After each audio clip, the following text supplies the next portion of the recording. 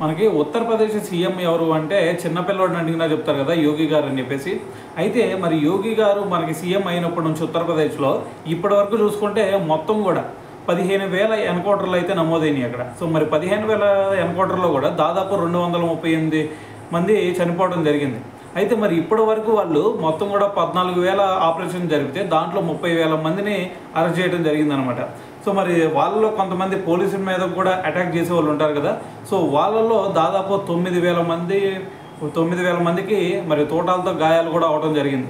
So మరి ఇదంతా ఎందుకు జరుగుతుంది అనే డౌట్ కూడా మీకు రావచ్చు. సో దాని గురించే మనకి డీజీపీ గారు కూడా క్లియర్ కట్గా ఎక్స్ప్లెయిన్ చేశారనమాట. అయితే ఆయన చెప్తుంది ఏంటంటే యోగి గారు ఎట్టి పరిస్థితుల్లో మరి ఇక్కడ ఈ స్టేట్ ఏదైతే ఉందో ఉత్తరప్రదేశ్, సో ఇక్కడ ఎట్టి పరిస్థితుల్లో కూడా శాంతి భద్రతలు నెలకొల్పాలి, దాంతోపాటు ఇక్కడ ఎటువంటి నేరాలు ఘోరాలు లాంటివి ఏటికి కూడా తావు లేకుండా చేయాలి అనే ఉద్దేశంతో ఆయన వెళ్తున్నారు.